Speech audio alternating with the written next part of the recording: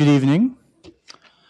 And thank you all for coming. My name is Bernard, and I'm a bookseller here at Politics and Prose. On behalf of the owners and of the staff, I would like to welcome all of you to your favorite bookstore for this evening's event. As you may already know, Politics and Prose hosts hundreds of in person events along with our partnered and supported events, trips, and classes, so please check our website for a full list. Before we get started today, I'd like to ask all of you to please silence or turn off your cell phones so as not to disturb the proceedings. And when we get to the Q&A portion, please line up at this microphone over here before asking your questions. It is my honor to introduce all of you to Jonathan Horn tonight. He is an author and former White House presidential speechwriter whose books include Washington's End and the Robert E. Lee biography, The Man Who Would Not Be Washington, which was a Washington Post bestseller. He has written for outlets including the Wall Street Journal, the Washington Post, the New York Times, the New York Post, the Daily Beast, National Review, and Politico, and has appeared on CBS Sunday Morning, CNN, Fox News, MSNBC, and PBS NewsHour. This evening, he will be talking about his new book, The Fate of the Generals, MacArthur, Wainwright, and the Epic Battle for the Philippines. In this thrilling account of military history, Jonathan introduces readers to General Douglas MacArthur and General Jonathan Mayhew Wainwright and the separate ordeals that they went through during the Japanese invasion of the Philippines during the Second World War. Meticulously researched and written with momentum, Publishers Weekly calls The Fate of the Generals a perceptive take on the psychology of military leadership. Everyone, let us all welcome Jonathan Horn.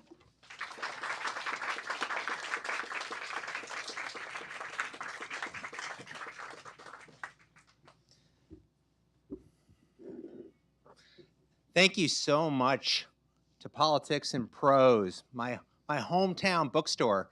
And as I look around, I see so many familiar faces, including my parents are here, my two daughters are here, and my wife is here.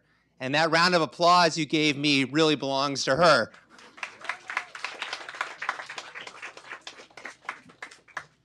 We're so lucky to have Politics and Prose here in Washington, D.C.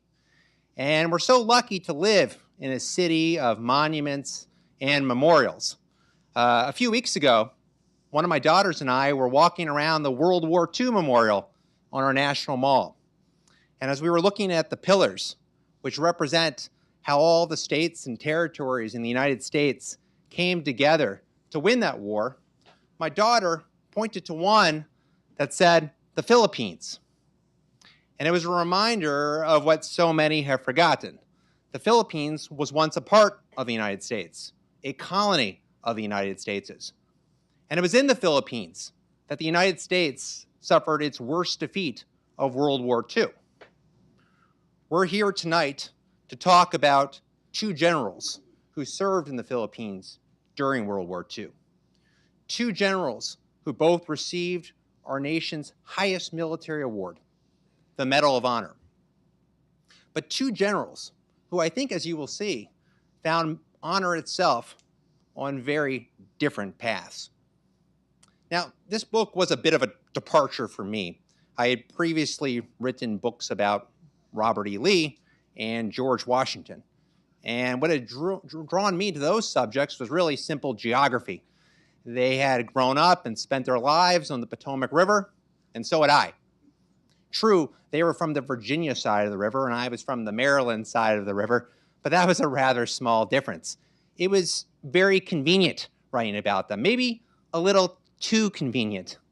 So one night, as I was brooding about my next book, that's what authors do, we brood, I turned to my wife and I said, maybe instead of writing about two people who made history across the Potomac River for me, I should write about two people who made history across a slightly larger body of water, the Pacific Ocean. Now, in fairness, my wife was nothing but supportive at the time, even though this was a little bit outlandish. It was in the middle of COVID when various regulations made crossing the Potomac not so easy, to say nothing about trying to cross the Pacific Ocean. So tonight, I thought I would tell you a little bit about why I came to write this book and how I went about writing it. In truth, the big jump I had to make was not one of space, it was one of time. My editor at Scribner encouraged me to write about something a little bit more recent than the founding era or the American Civil War. He wanted me to move into the 20th century. And that idea was a little intimidating for me, I'll be honest. I was born in the 20th century. I had spent a lot of my life in the 20th century. I didn't know how I would feel about writing about it as history. But as I looked at the history of the Second World War, it did feel like a long time ago. And the character of the American people seemed to me to have changed in very significant ways. And that's not necessarily a good thing for our country. That's not to say there weren't big egos back then. There were big egos. There were generals who really cared about reading their own headlines. And none was more famous than Douglas MacArthur. You probably remember MacArthur as he wanted you to remember him, with his corncob pipe, that cap glimmering with gold braid, and those famous sunglasses. I'll admit, what drew me to Douglas MacArthur really were the three most famous words he ever uttered. He said them after being ordered to leave the Philippines, after leaving behind his army there to starvation and surrender in March 1942, and reaching the safety of Australia with his family, where he found a group of reporters and said, "I shall return." Those words have become so famous that they have overshadowed the vow another general made. His name was Jonathan Mayhew Wainwright IV, and he was the second highest ranking American commander in the Philippines, and he became the highest ranking when MacArthur was ordered to leave the Philippines. And he also made a vow, and his vow was to stay and to share the fate of his men, even when it meant becoming the highest ranking American prisoner of war of World War II. As I looked at these two stories, it seemed to me you couldn't understand MacArthur's vow to return to the Philippines unless you understood the story of Wainwright's vow to stay, my apologies. And these two stories belonged in the same book. And then I found what was my big break. Boxes of Wainwright personal papers, diaries, letters, other personal documents in military archives. It had been more than 40 years since anyone had written a biography of General Wainwright. And in that time, these papers had been deposited, and many had gone basically unexplored. So here was an opportunity for me to be able to tell the story of General Wainwright in a way never before possible, the kind of opportunity a biographer looks forward to. But I also knew I had a serious problem. I knew I couldn't write this story without seeing the places where this history actually happened. And I mentioned this was in the middle of COVID, and the Philippines had closed its borders. But the moment that the Philippines reopened its borders, I was on a plane to the Philippines. And there are more than 7,000 islands in the Philippine archipelago. The most populated and largest lies toward the top, south of Taiwan. It's called Luzon. And if you approach from the air, it looks a little bit like a dragon with its wing outstretched to the northeast, its tail spiraling off to the southeast, its head faces the South China Sea to the northwest, and its front legs extend out into a peninsula called Bataan. On one side of Bataan is the South China Sea. On the other side, rounding the belly of the beast, is Manila Bay. And that's where you find where I landed, the city of Manila. Now, Americans may have forgotten why the Philippines has its own pillar at the World War II memorial. But people in the Philippines have not forgotten. They remember the long history that binds our two countries together. They remember the Spanish-American War in 1898, which ended with the Philippines being annexed to the United States. They remember what it cost General Wainwright and his men, both Americans and Filipinos, fighting under the American flag, to make a desperate stand against the Japanese when they invaded the islands in December 1941. And they remember what it took for General MacArthur to fulfill that famous vow to return to the Philippines in 1944. And you would remember too if you visited the Philippines, because there were reminders all over the place.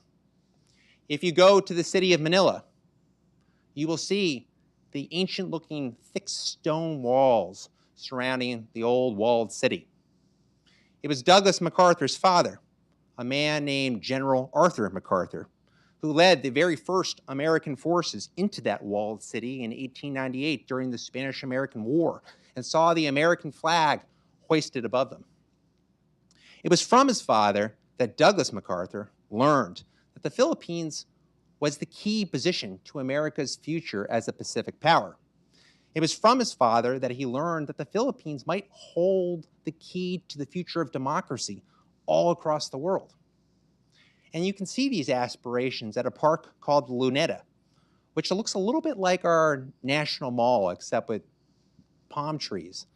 And on the peripheries are neoclassical government buildings that Americans built in the hope of laying the seeds, planting the seeds for an American-style democracy in the Far East.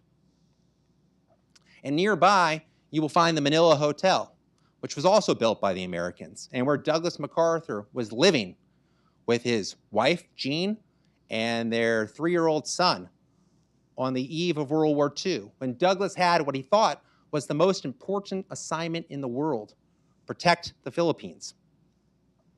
But if you look a little bit more closely at the things I've mentioned, those old stone walls, the neoclassical government buildings, the Manila Hotel, you discover something disturbing. They're all reconstructions. Something terrible happened. And to understand what went wrong, you have to head north to a place called Fort Stotsenburg. This was one of the most important forts during the American colonial era in the Philippines. It was home to the elite 26th Cavalry.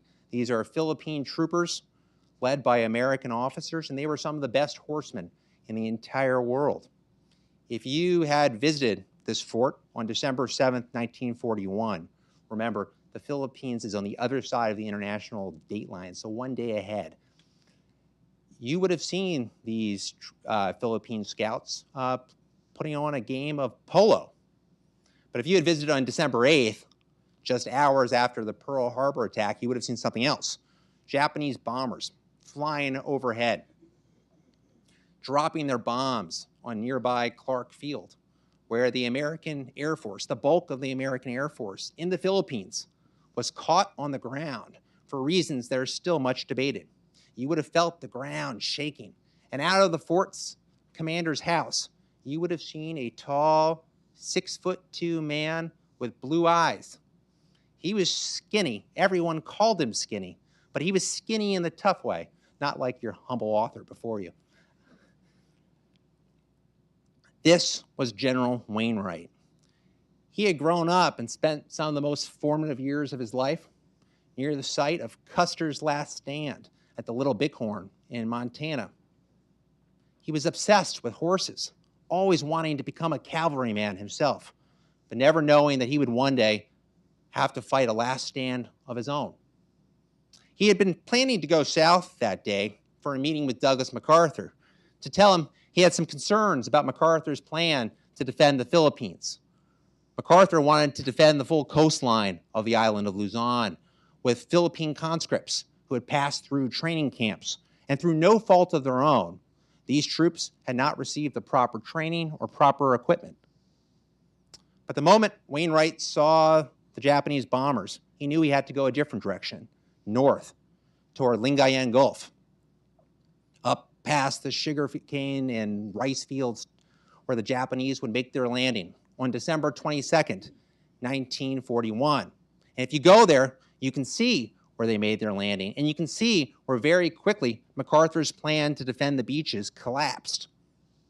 In fact, it would have become a complete rout of the American and Philippine forces, if not for the 26th Cavalry, those elite Philippine troops who I told you about. They are able to hold the line. And very quickly a decision is made. to abandon MacArthur's plan and to revert back to a much older plan called War Plan Orange.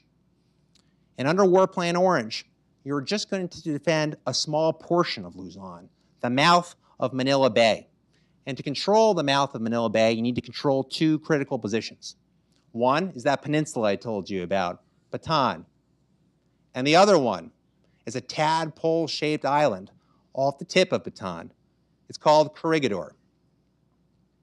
So Wainwright leads his men on a very skilled retreat to Bataan. But if you visit Bataan today, you can see what difficult conditions were awaiting him there. In places, the jungle was so thick that even the most veteran soldier could completely lose his way and lose his bearings. The jungle was so thick that 1,000 Japanese troops were able to break through the main line of resistance the Americans and Filipinos formed across the width of the peninsula and simply disappear into the jungle, and no one knew where they went. The front of Bataan could be anywhere, but Wainwright was never comfortable unless he found it. He needed to be where the fighting was. He was what we call a fighting general. His aides realized that about him. He was anxious unless he was sharing the dangers of his men. But the greatest danger on Bataan never came from the Japanese. It came from mosquitoes spreading malaria. There was never enough medicine. The greatest danger came from vitamin deficiencies. There was not nearly enough food. Very quickly, American forces in Bataan have to go down to half rations, and eventually all the way down to quarter rations. This is about 1,000 calories a day. That's not enough to live very happily in bed all day, to say nothing about trying to fight in foxholes. And under these conditions, Wainwright will have to make the heart-rending decision that the horses of the 26th Cavalry have one last service to perform for his army, to be eaten. This is the end of the last great horse fighting unit in American history. And it's something to think about. A war that ends with an atomic bomb began with men on horseback as the very best troops we had in the Philippines.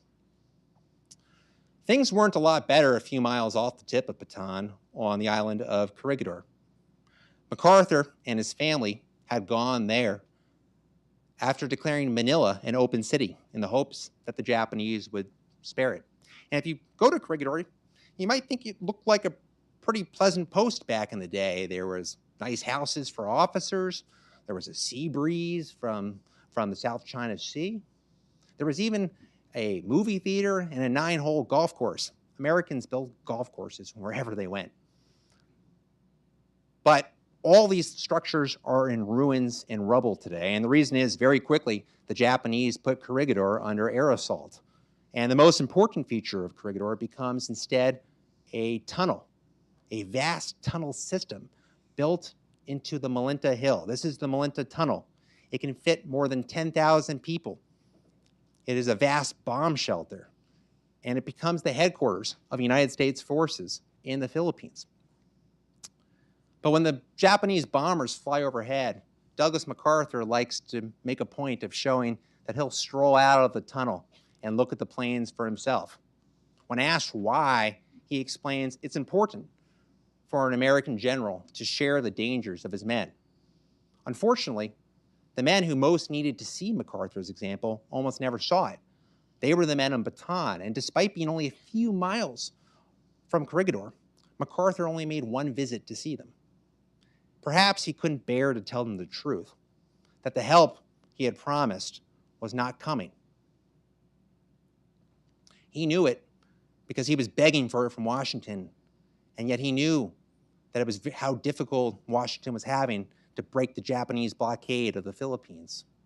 In fact, it was amazing that Douglas MacArthur, his wife, his young son, and some of his staff officers managed to escape Corregidor on a PT boat and make it to the lower island of Mindanao in the Philippines and eventually take a B-17 to Australia.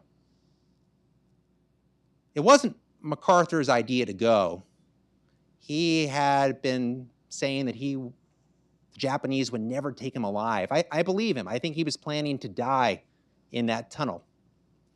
But the decision was made in Washington to order MacArthur out. And if you look at the situation in the spring of 1942, perhaps you can understand why that decision was made. All across the Pacific, the Japanese were having victories in Hong Kong and Singapore and in the Dutch East Indies and Guam and Wake Island. Wherever the Japanese went, they seemed to be victorious. Only in the Philippines could Americans find what they so desperately sought, evidence that they were fighting back. And that effort had become synonymous with the name MacArthur, because MacArthur had control of the only means of communication with the outside world, the radio. And the communiques he issued tended to mention only one man, MacArthur himself. And so there was a feeling in Washington that MacArthur was too big to be allowed to go down with the ship. And so he is ordered out, and he'll make that famous vow in Australia after he reaches safety: I shall return. Now, people always ask, why did MacArthur say, I shall return? Why didn't he say, we shall return? Wouldn't it have been less egotistical? Well, maybe, but it would have made no sense, because unless MacArthur was talking about his wife and his 4-year-old son, he had had his birthday, the United States had not left the Philippines. We were still there fighting. Jonathan Wainwright had taken command of the full Philippine Islands, and he had moved his headquarters to Corregidor. There were those who believed Wainwright should move his headquarters to Mindanao, that lower island, and potentially from there he could have escaped to Australia too. But on the first page of a new diary that Wainwright began on April 2nd, 1942, you can see Wainwright made a vow. And that vow was to share the fate of his soldiers and to surrender with them if necessary, and to become a prisoner of war if that's what the situation demanded. Wainwright held to that vow even when the troops in Bataan surrendered on April 9th, 1942. This is the largest surrender of American forces in history. Nearly 80,000 forces surrendering on Bataan on that day. Wainwright holds to his vow even when the Japanese moved their big guns to the tip of Bataan and put Corregidor under a 24-hour artillery assault. If you think being under air raids is bad, being under artillery assault is far worse. He holds to that vow, even as the Manila tunnel shakes and dust pours down from the ceiling and the lights go out and plunge everyone into darkness and the water system breaks down. He holds to that vow, even when the last submarine departs Corregidor, and he knows the Japanese will soon land on the islands. He holds to that vow because, as he writes it in his diary, no other course of action would be honorable. Honorable. There's a word. MacArthur didn't think it was honorable at all. The word he used to describe it was unbalanced.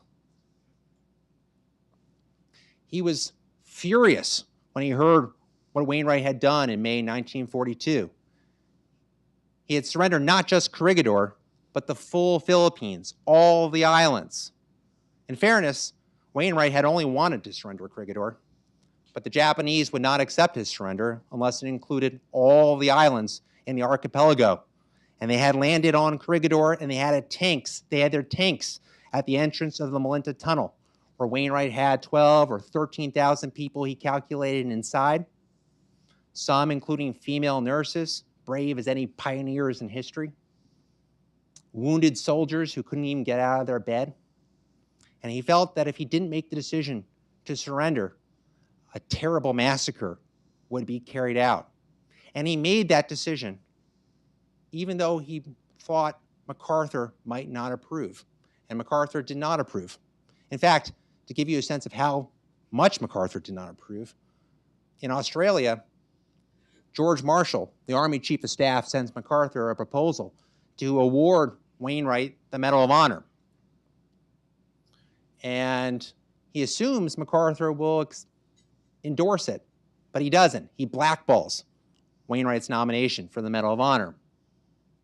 And this is especially audacious when you consider the fact that MacArthur himself had just received the Medal of Honor under what can only be described as very dubious grounds.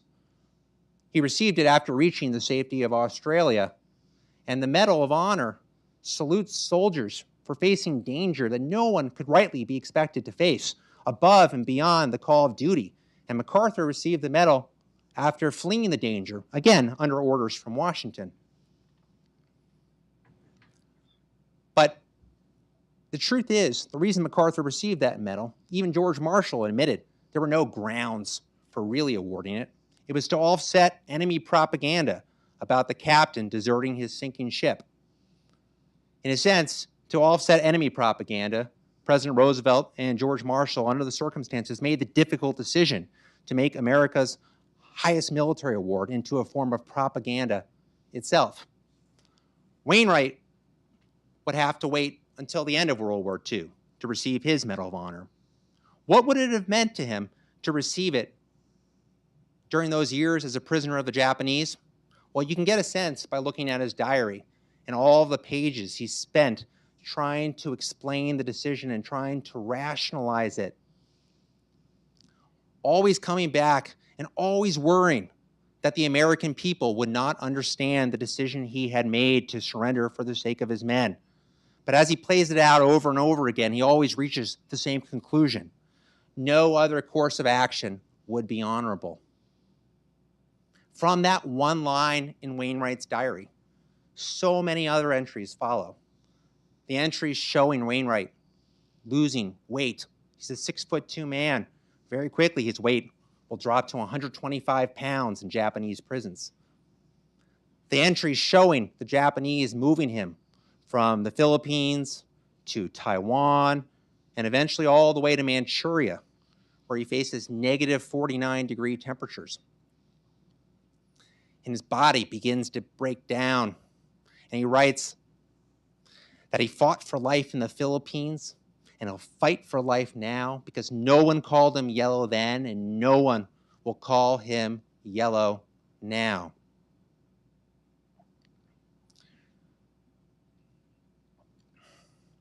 Wainwright and MacArthur, even when Wainwright is finally released from prison, you might wonder, what did he think about MacArthur? Well, one thing you won't really find much of in his diary is a bad word about MacArthur, at least overtly anyway. He believed an officer should never criticize his commanding officer, and he stuck to that promise, even in the years after World War II. People always wanted to know what Wainwright really thought about MacArthur. What did he really think? Well, he usually gave the same answer. He said MacArthur was one of the 3 best soldiers in American history. The other 2, if you're curious, were Ulysses S. Grant and Robert E. Lee. This is Wainwright's opinion.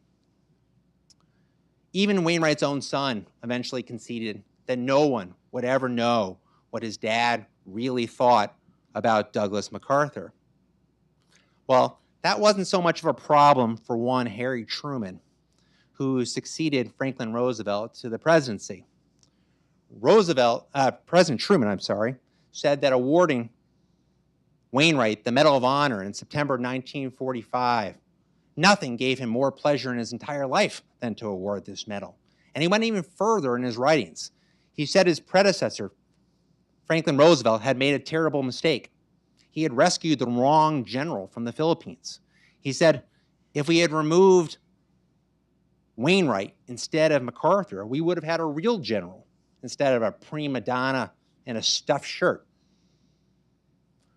But I think as you read my book, you will realize that Franklin Roosevelt had his reasons in those desperate days during March 1942.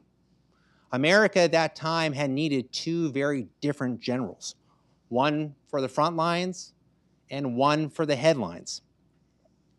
No general as self-centered and certain of his place in history as Douglas MacArthur could have made the sacrifice Wainwright did, not to die a glorious death in the Manila Tunnel, but to live as a prisoner of war for the sake of his men.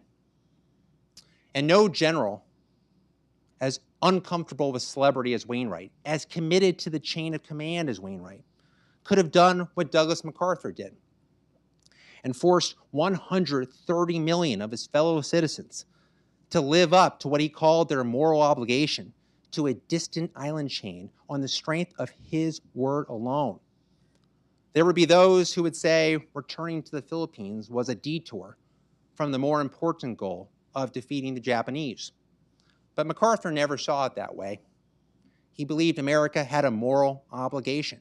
And I think he was right, even if MacArthur's return to the Philippines ultimately climaxed 80 years ago in this February, with the Japanese carrying out one of the worst atrocities of World War II and destroying the city of Manila.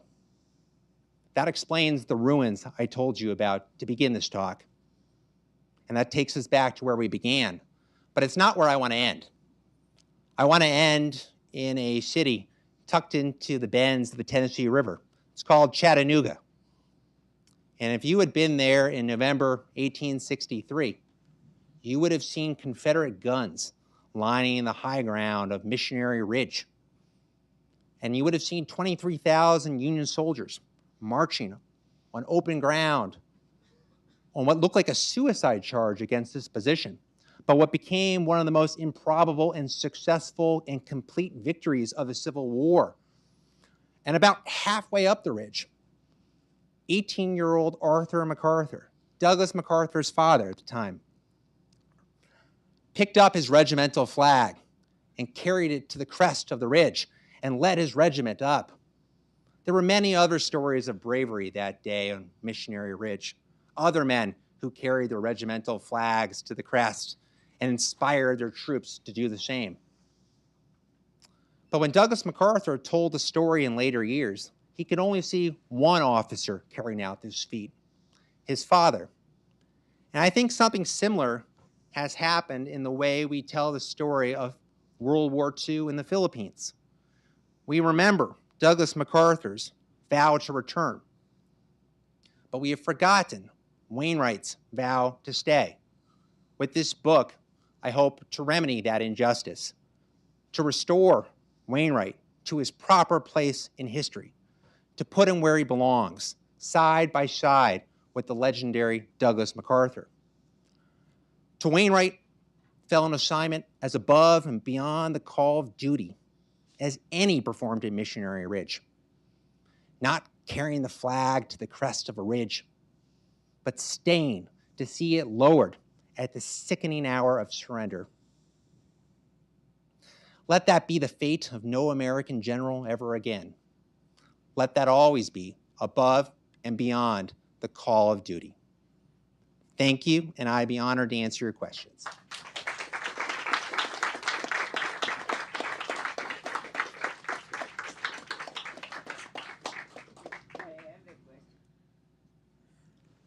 It's okay, you can go ahead. Thank you very much for being here today. My name is Nathan, and I'm a recent graduate of Montgomery College here in the Washington, D.C. area.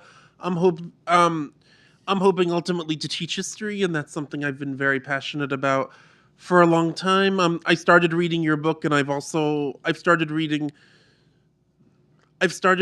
your book, and I've also read The Man Who Would. And I'm also reading The Man Who Would Not Be Washington. And one thing that I was wondering is, would you say there are any particularly important characteristics that the different people you have studied from different eras share? Like, what would you say draws you to the different people who you study? What characteristics? That's a terrific question. I think one thing that connects everybody I've written about and every story I've had to write about is that everybody's had to face the question of surrender in some way. Robert E. Lee had to face the question of surrender. George Washington, in my second book, it was about him surrendering power at the end of his presidency, something we shouldn't take for granted. And the story of Wainwright and the surrender of the Philippines. And so I think that is something, and I think that's something I don't know if I ended up there by accident, but it's something I think that connects all the stories I've written. I'm grateful to you for having read my other books. Thank you so much for that question. I actually just wanted to thank you because my dad served in the Philippines and New Guinea in World War II, and he loathed MacArthur. And I never knew before why, and now I know. Well, Thank you for that. I mean, my approach as a biographer, and I should say I have met a lot of people who have parents who served in the Philippines who have very strong feelings about Douglas MacArthur, and of course, the troops in Bataan were especially resentful of MacArthur and took to calling him Dugout Doug, and in fact wrote a song to the tune of the Battle Hymn of the Republic, and I'm not going to sing it here tonight, to everyone's disappointment. But there were a lot of hard feelings about MacArthur, as you can imagine. My goal in this book was to tell both stories honestly, and I tried not to write the book with any hard feelings toward anyone, and just to understand the decisions that both these generals had to make. And I ultimately did come to the conclusion and to see that Franklin Roosevelt had a greater wisdom in the decisions he made, that America really did need the services of both of these men. You have a prodigious memory, Mr. Horn, to remember all those names, places, and dates. But I'm here to listen and to tell you that I was a World War II baby. I was about 3 and 4 years old, and that's all I remember when my father got hold of that "I shall return" flyer.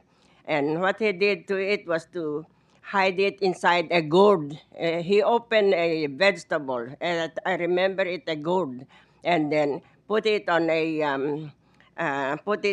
round basket and put it on my head so that he could escape attention from the garrison because we lived near the Japanese garrison, and so if my father was a collector, I would have kept it, you know. But the Filipinos love General MacArthur. We don't know very much about General Wainwright, but we know a lot about General MacArthur. In fact, in 1992, when I went to visit with a group, I even went to his landing on Leyte, the beach on Leyte, and I actually waded up to here. And my friend said, "Don't go any further, you might drown." You know, but that's just my part of history. But General MacArthur was a special person in the lives of Filipinos, you know. Thank you so much for sharing that. And you make a point which I think is important to emphasize, which is the importance of that phrase, I shall return, the hope it gave to Filipinos during the dark years of Japanese occupation. I said it would have made no sense to say we shall return at the time because the United States had not left the Philippines yet.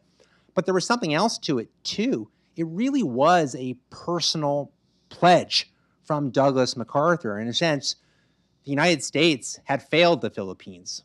It was American soil, and we had not taken the steps necessary to defend it.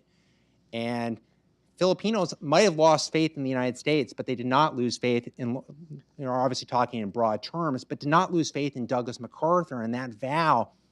And it really speaks to the personal connection that Douglas MacArthur had to the Philippine Islands.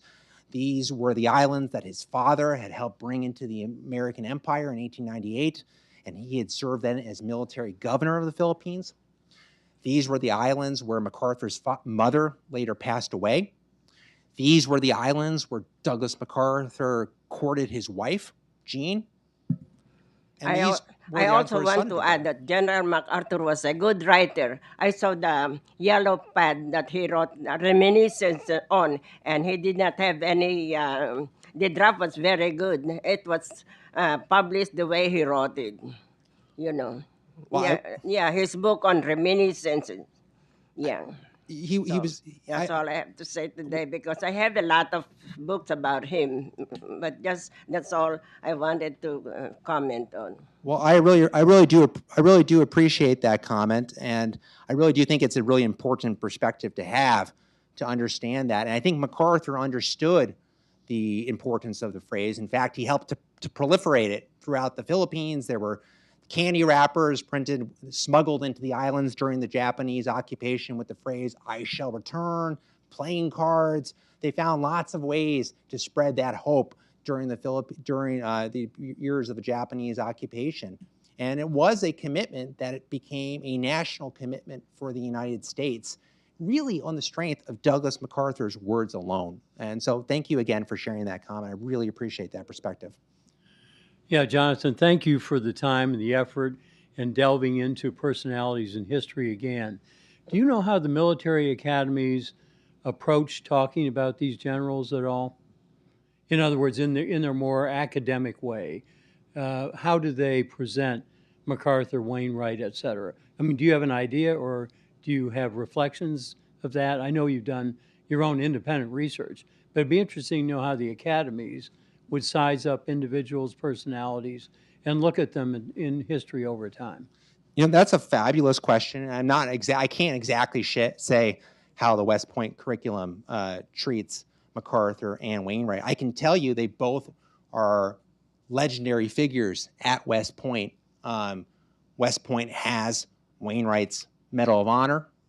There's an exhibit about Wainwright. He may be forgotten by a large segment of the American population, but he's not forgotten at West Point. In fact, it was at West Point that I found a huge number of the Wainwright papers that had really gone ignored, and then West Point had saved them.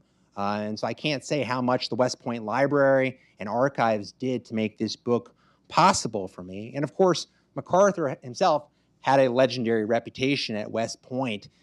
Even in real time almost, Wainwright was a few years behind MacArthur, and MacArthur was already famous at West Point for his academic achievements. He was compared to having a record of West Point similar only to Robert E. Lee, and he was already, in fact, sort of making himself a legend at the time. So I can't totally answer the very good question you asked, but I can say they are both definitely remembered today at West Point.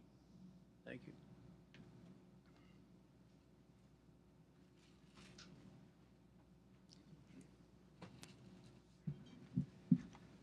You want to go? Go ahead. Sure. Hi, good evening, sir.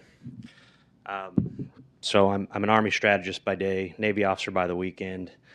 Listened to your podcast recently with Aaron McLean, School of War, and just to follow up on some of the things that you talked about there, you did a great job kind of placing the Philippines on the map for us, emphasizing its location in relation to the South China Sea and Taiwan.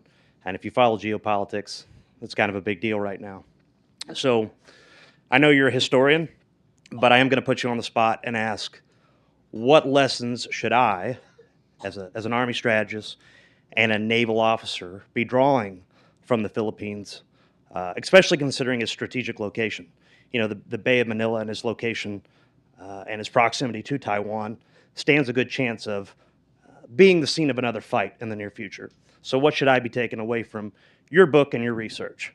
Well, first of all, I think you should be up here instead of me. Hardly. But, that's a great question. And right now you are seeing so many of the places that we're talking about in World War II history, the geography, being important today as tensions rise in the South China Sea. To be honest, as China makes grand claims about its possession of the South China Sea, or the West Philippine Sea, as I should say, some of the Philippines prefer to call it. I think the lesson that I take away, and this is a broad lesson, but a good lesson, is the same lesson that Wainwright drew from the experience, which is the need for military preparedness. In a sense, there was two very different goals that you see leading up to World War II. One goal of the United States was to have far-flung colonies across the Pacific Ocean, to be a global power, and to have a colony in the Philippines. On the other hand, the American people were not willing at that point to bear the burdens of being a great military power. And so when you look at what went wrong in the Philippines in 1941 and 1942, you really do have a collective failure of the United States at every level that leads to a military debacle. And I think, unfortunately, because the American people were not willing to bear the burdens of being a great military power, it was our soldiers in the Philippines, Americans and Filipinos, who ultimately paid the price. And so it's a question of sort of making sure your ends and your means are the same. And I think it's a question of will too. That's a great question. I appreciate it. Thank you. Yeah, thank you. Hi, Jonathan. Chip Reed here.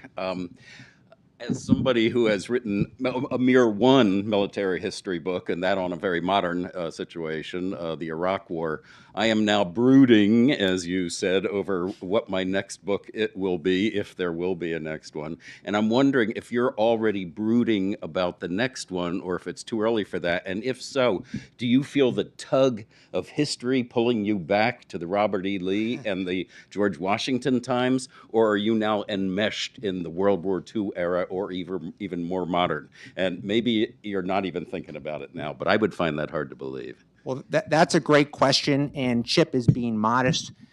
His book is outstanding, and you should definitely check it out. Chip Reed's book. I can't recommend it. Battle Scars, yes. I strongly recommend it, and he's someone who has seen war up close as a correspondent. The answer to your question, though, and I'm going to do what no one ever did to you as a reporter, I'm going to dodge your question and say I don't know the topic of my next book yet. And actually, that's true. To be honest, this book has been so all-consuming for me, and the research and the writing, and I'm looking at my daughters in the audience, and it's not easy to to write a book, but it's even harder, I think, to live with someone trying to write a book. So I'm going to take some time and figure out what's next after this. But thank you for that question.